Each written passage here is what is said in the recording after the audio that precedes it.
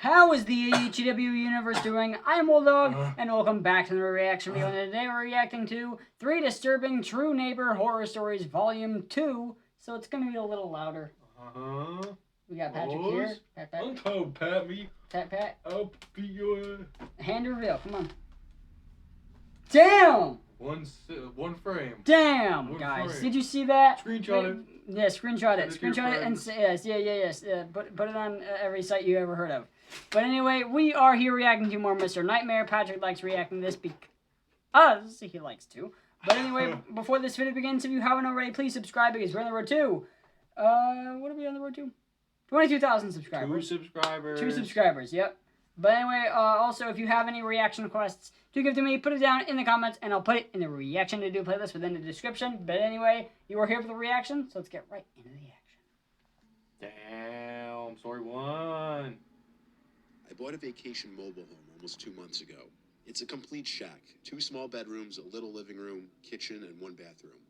It's simply meant as a nice, peaceful place to come to escape the city, either by myself or with my girlfriend, if I ever get one. The property has 2 acres, so it's nice and roomy too. And one of the main appeals is that it's only a 10-minute drive from a mountain that I like to go snowboarding at a few times a year. My first time there, I was decorating the place with my family. We all went to one of the local furniture outlets in the area and picked out a few couches. We actually banged this all out in one weekend, and thank God for my dad's pickup truck, which made transporting all this stuff easy. During all this back and forth from store to mobile home, I guess the closest neighbor noticed all the commotion, and he came over to greet us. He introduced himself as Dale. He was, I guess, what you'd expect from a local here. He had a thick Hudson Valley accent, and his dialect and mannerisms were obviously different than, I guess, us city folk are used to.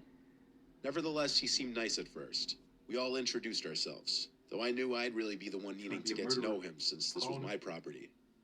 After chatting with him for a while, we tried to resume unloading and bringing furniture into the home. He lingered for a while, just watching us. My dad tried to converse more with him here and there. Eventually, though, Dale said goodbye and walked back up the road to his home. Okay. We left Sunday together, and the next time I went up there was 2 weeks later. I went alone this time just to bring more stuff up, like my snowboarding gear, and set up the Wi-Fi. I guess Dale saw my car pass by, because soon after I got there, he knocked on the open door and stepped inside and said hello. I gave him a smile and told him to come in, which he already was. He told me the place was looking nice already. Then after some small talk, he invited me over for a beer. I said, why not? Followed him up the road to his home, which is also a mobile home, maybe a little bigger than mine. We then sat outside on his deck. He grabbed me a Heineken from inside and sat across from me at the table. So I tried to get to know him. I started by asking how long he's been there. He answered with 20 years too long. I asked a few more questions, and he had some similar, pessimistic yet somewhat joking responses. This kind of set the tone for the rest of the conversation. So he started asking me questions, like what brought me here, where exactly I was from, etc. All the questions he didn't ask us 2 weeks earlier. I told him I'm from Queens, and that I wanted a place to escape and to snowboard. I guess he didn't like my answer, I don't think. He started ranting about how us city folk are coming in and ruining shit, polluting the place and littering everywhere. This turned into somewhat of a debate, where I was trying to defend myself and other so-called city folk. I considered it a little debate, until I saw how heated he was getting, and he started to actually raise his voice in his thick accent, with his half-drank beer in his hand. This spiraled so out of control that at one point he said word for word, I don't know why y'all can't just stay where the fuck you belong. I stood up and with a smile on my face said, okay, I think I'm gonna head back now. Thank you for the beer. He didn't say anything. He just looked down at his beer as I walked away. As I was like 100 feet away from his home, he yelled out, I'm sorry. I looked back at him and gave him a thumbs up. At the same time, I was horrified that that's gonna be my neighbor here.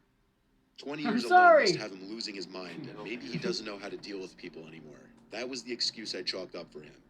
But that night, while I was laying on the mattress I had on the floor, watching a movie on my laptop, I heard a voice from outside. It sounded like someone talking to themselves, cursing to themselves. I looked out the window, but I didn't see anyone out there. It was just simply too dark out. The property is big and it's mostly woods, so you could imagine how freaked out I was hearing a voice out there.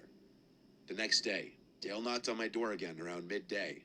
I knew it was him because I heard him calling my name. I didn't want to deal with him again. I stayed in my room. He had to have kept knocking for 5 minutes, which in itself was weird. And at one point he said, "I know you're in there, your car is here." That freaked me out. The guy is clearly not normal by my standards. He was already giving an early, weird, obsessive vibe. He finally left. I love Or you. did he? I continued on the rest of my day, almost uncomfortable to go outside in fear he was out there nearby watching to see if I was actually home and ignoring him. After dinner, I started watching another movie on the TV through my phone, and for the second night in a row, I heard a voice outside, even over the TV. I had to turn off the TV to look outside. Couldn't see anything, so I went out to the deck and flicked on the deck light. Good I job. saw Dale standing about 5 feet into the woods, arms flat at his sides for a second, before he could react to the light, and then he ran into the woods. Dude He seems went back normal. inside and considered calling 911. I called my dad, and long story short, I considered calling 911. I didn't do it No, though. just kinda I just called my watching me. dad. This guy's watching me in the he said woods. hold off on doing that, because once I call 911 on the neighbor here, is the day I don't want to show my face here anymore. I tried to just sleep through the night. Tomorrow I'd leave and go home for a month. Within an hour of me laying on the mattress, I heard Dale outside scream in an angry voice, "City piece of shit, I know you're in there. Leave, no one wants you They here." look like city people. He sounded like he was in a drunken fit of rage, but this was officially the moment I realized my neighbor there is a complete psychopath, and he may be the reason why I got this home at such a good price. I went home the No, next he's day, fine. taking my valuables back home with me. I haven't been back there since, but you better believe the next time I go there, it'll be with my whole family. With a If he gun. keeps it up, cops will be called. At this moment, I'm not really sure what to do, but I'm considering trying to sell this place if this keeps up. Because at the moment, I'm actually scared to go up there alone. He's hiding in his home. That was not bad. Alright. Little Not weird. really. Yeah. It was kind of eh. Just a guy that's mad at him for being from My the family city. and I used to live in a rough neighborhood when I was 7. Even the neighbor on one side was a total creep and wasn't friendly at all. I don't personally remember much of the story because I was way too young, but my mom remembers it all too well. It was a regular night like any other, which makes this that much It was scarier. dark. It was just That's my the mom, scary my part. 2 That's siblings, and accurate. I at home. My dad was gone on Scared a of the business dark. trip, as he would be often. That night, around midnight, someone started knocking on our door. Oh, My mom no. woke up and went to the front door and asked who it was. No one answered. She thought that maybe it was some kids playing Ding Dong Ditch. Yeah, So At she went back to midnight? bed. About 30 minutes later, again, someone starts knocking. She gets up and peers through the side window to see if she can spot Blast her anyone with a out there, shotgun. but nobody is there. In any other neighborhood, this would just be assumed to be annoying kids doing some night Ding Dong ditching. But in this area, you could never assume anything but the worst. My mom started to worry, so she went back to her room and grabbed my dad's shotgun, and then she sat in the That's a living bit room excessive. waiting. No, not really. During all of this, she never woke any of us up, as we were all little kids at the time, and she didn't want to panic us. Again, while she was in the living room now, there was more knocking. She gets up to peer through the window again, expecting to see someone new, but still no one. My mom begins shouting at whoever it is that she's going to call the cops, and that if anyone tries to come in, she would shoot them. This Good threat, idea. a legitimate threat, mind you, A little bit apparently smarter than worked the other because guy. that was the last of the knocking. At some time between then and the police showing up, my mom woke us just to be safe in the case that something bad happened. At about 2 in the morning, the police finally show up and do a quick search outside of our house while we waited inside. After their search, they come in and tell my mom that they had found a piece of barbed wire about 4 feet long next to the front door and asked if it belonged to my mom. She said it wasn't hers and asked why. The cop told her it belonged to whoever was knocking on the door, and that they were likely planning on strangling my mom with the barbed wire when she opened the door to see who was knocking.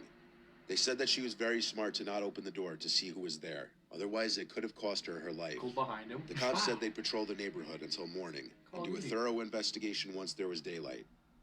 That morning, as they were searching around the house, they found footprints leading around to the back of the house leading to my bedroom window. They had also found nicks in the window sill where the person was trying to pry open the window to break in, but failed. My mom always suspected it was this one neighbor because on several occasions, she would catch him staring into our house at her through his curtains, and he was incredibly creepy and unfriendly all around. He also would be the first one to know when my dad wasn't home, since he knew what vehicle he drives. Not long after that, we moved out of that neighborhood, Good. thank God. Smart people. Not like a horror movie. Story 3 is always the worst, I think. Let's see. Chime as Fifi overdraft with Spot Me.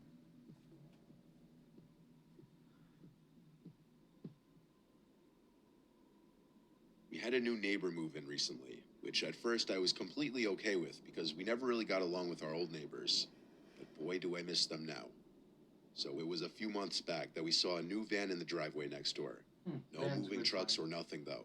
We didn't see anyone moving in furniture or anything at all. It was kind of weird. That's normal. To be friendly, my wife and I decided to go knock on the door to introduce ourselves, but no one opened the door, which was also weird because their car was in the driveway. We figured it wasn't a big deal. For all we knew, they were in the shower or sleeping or something. So our bedroom is upstairs, and at one of our Sounds like windows, some we can nice see people. into the neighbor's backyard. The house next door has a detached garage in the backyard. The new neighbor's van wasn't in the driveway all day. Then, all of a sudden, when my wife and I were reading in bed, we heard the garage next door open up. Naturally, we were curious to look out the window and see if we could catch a peek at what the man looks like. We creased the blinds a bit to look out there, and there he was, this middle-aged looking guy in a white t-shirt and jeans. The motion light over his garage was on, so that's how we saw him. He was bringing boxes from his van into his garage. We stopped spying before it got weird. A few days passed, and his car wasn't in the driveway at all, until one night, we heard his garage door open again. Every so often on this one night, we would hear some weird scraping sounds coming from out in his garage, and then occasional bangs and such, probably from him dropping boxes in the garage. But what really did make sense was that metallic scraping sound that wouldn't stop. I went over to the window to look out again. This time he caught me staring. He looked up at my window, and I felt incredibly awkward. I walked away from the window, and seconds later, I heard him close the garage door. I told my wife I'm gonna go out there and say hi. That's the only way I figured I could redeem the awkwardness I just created.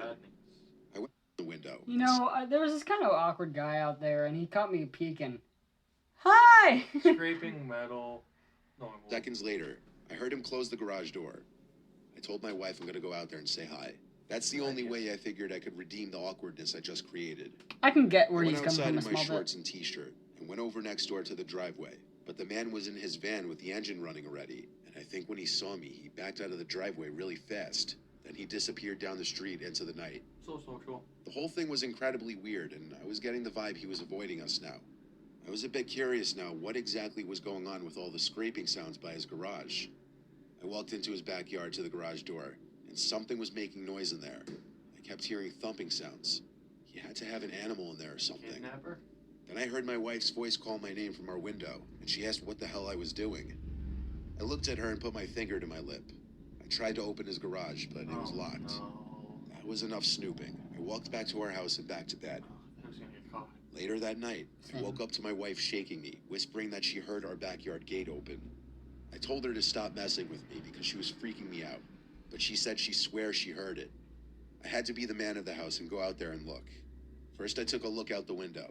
The lights in the neighbor's yard were off, and our yard was too dark to see anything. I went downstairs and took a look out the front door. The neighbor's van was in the driveway. He was home. I went to the backyard now Oh, and when he turned said on it the was in the lights. driveway, I thought he meant their driveway. Damn, these are good stories making you want to move. As with I a did, nice I neighborhood. heard someone running away to the side of the house. Then the backyard gate slammed shut. I was horrified, but I made myself angry and chased after them. I ran to the gate and then to the front of the house, then to the street. I was the only one out there, yet I felt as though I was being watched from any possible direction. I went back inside the house, told my wife that someone was indeed in the yard, but I didn't see them. She asked me if I thought it was the Do you one mind? out there, and I felt as though I was being watched from any possible direction.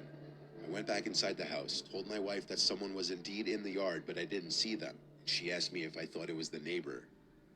I told her I honestly don't know. But the next day, I went to the neighbor 2 doors down, Gene, and asked him if he had met the new guy yet. He said no, but that he'd keep being awoken to sounds late at night coming from his garage. I told him about how someone snuck into our yard the night before, and he found that equally freaky and weird. We agreed to text each other and go over together the next time we'd hear weird noises to finally meet this Okay, guy. that's a little smart. 'Cause Group up. yeah, instead of just going by yourself. I ain't going over there, bro. So the next day was Saturday. As I was opening all Okay, the living so room it was blinds in Saturday. the morning, I saw that it was like the first or second time that the neighbor's car was in the driveway during the day. Then I looked at his house, at one of the windows. There he was, standing stiff as a statue, looking at me as if he were waiting for me to open the blinds. I expected him to look away, but he just locked eyes. Unbroken eye contact for a solid terrifying. 20 seconds. I waved because I didn't know what else to do. When he didn't wave back or even crack half a smile, I started calling for my wife. And when I got her, I told her to look out the window. But by then, he was no longer standing at the window. I said to hell with it at this point. Maybe and he's went gay. next door again. And I'd go buy a gun before going over there. Maybe he's gay. You know, he left when his wife went there. Secretly, they're With my sneaking wife, together. knocked on the door and rang the bell. I felt knocking is a bit more assertive. I heard one loud slam from inside the house, but he never came to the door. This was the last straw. I went over to I'd be Gene's house pounding again, that door. and when he opened the door, he asked me if I saw his texts yet. I said no, and I also didn't have my phone on me. So he told me that last night he heard a muffled crying sound from outside, in the new guy's direction, and he texted me about it.